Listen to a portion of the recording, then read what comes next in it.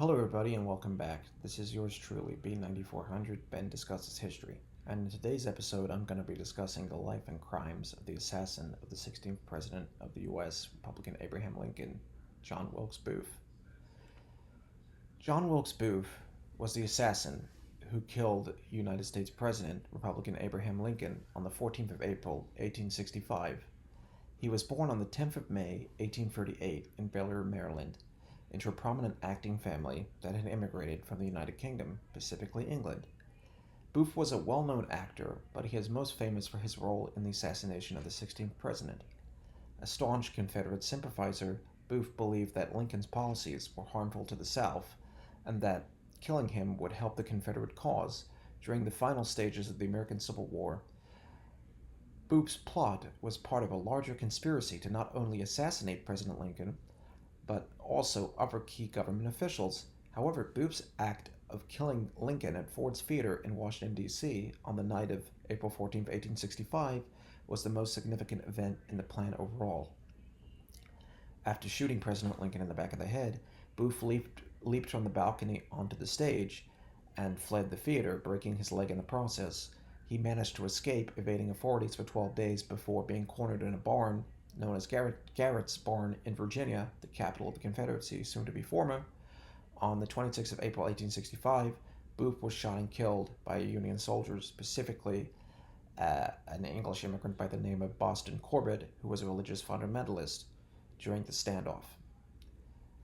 Booth's assassination of Lincoln shocked the nation and marked a pivotal moment in U.S. history, leading to widespread grief and the beginning of the Reconstruction era. Booth's motivations and the larger conspiracy surrounding the assassination have been subject of much debate and historical study. John Wilkes Booth assassinated President Lincoln because he was a passionate, committed Confederate sympathizer, who believed that Lincoln's policies were damaging to the South and its way of life. Booth was an actor who became deeply involved in political and social causes, particularly the Confederacy's struggle during the American Civil War that lasted from 1861 until 1865, and now here are some of the main reasons why Booth decided to assassinate President Lincoln in the first place. 1. Support for the Confederacy. Booth strongly supported the Southern cause during the Civil War and believed that the Confederacy's fight for independence was righteous. He saw Abraham Lincoln, the leader of the Union, as a tyrant who was waging war to crush the South. Booth was deeply opposed to Lincoln's views on slavery, the Union, and the federal government's power over states. 2. Belief in Lincoln's tyranny. Booth viewed Lincoln as a dictator who was overstepping his constitutional authority. He opposed Lincoln's Emancipation Proclamation, which freed enslaved people in the Confederate States, seeing it as an unjust interference with Southern states' rights and an attack on the institution of slavery, which was central to the Southern economy and culture at the time. 3. The war's outcome. By the spring of 1865, the Confederacy was losing the Civil War, and it was clear that the Union was going to win. Booth became more desperate, believing that killing Lincoln would somehow help the South and disrupt the Union government's efforts to bring the war to a close. His act was an attempt to change the course of history by eliminating the leader of the Union cause and possibly creating chaos that would give the South a chance at survival. Booth's personal beliefs. 4. Booth was also driven by personal convictions. He believed that it was his duty to avenge the South and deliver a blow to the Union leadership. He considered the assassination a form of martyrdom, seeing himself as a hero for the Confederate cause. Booth was a vocal critic of the Union government and felt that Lincoln's policies were destroying the values that he held dear to his heart. 5. Part of a larger conspiracy. Booth's assassination of Lincoln was part of a broader plot. Initially, he and a group of conspirators, including Lewis Powell, George Atzerodt, and Mary Surratt, planned to kidnap Lincoln, but after the Union victory became certain, they shifted their plan to assassination. The original goal was to take President Lincoln himself, Vice President Andrew Johnson, and Secretary of State William H. Seward hostage in order to try and weaken the Union government and cause. However, the plot escalated, and Booth took it upon himself to actually kill President Lincoln at Ford's Theater, while others failed in their attempts to kill the other targets. 6. At the time of the assassination, the Civil War was nearing its end in April of 1865.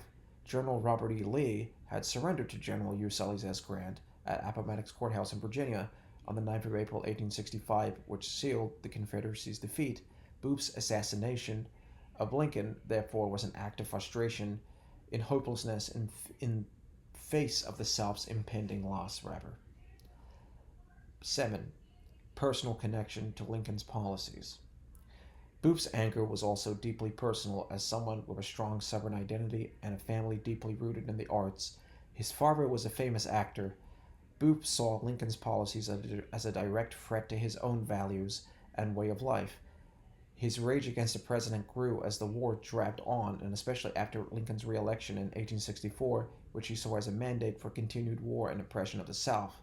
Ultimately, Booth's assassination of President Lincoln was driven by a mix of personal ideology, a desire for revenge against the Union, and a deep belief that Lincoln was a tyrant who needed to be stopped for the sake of the South. However, his actions had the opposite effect, plunging the nation into a period of deep grief and uncertainty and accelerating the post-war period of Reconstruction. That just about concludes today's episode. Thank you very much for tuning in. It's greatly appreciated. And if you enjoyed what you listen to and history is your thing, then please make sure to comment down below, like the video, and subscribe to the channel, as it helps me out considerably in terms of expanding my brand name. And until next time, stick with me. There's definitely more to come in the foreseeable future. And again, thank you very much for tuning in. It's greatly appreciated. Until next time, this has been yours truly, B9400 Man Discusses History. See ya.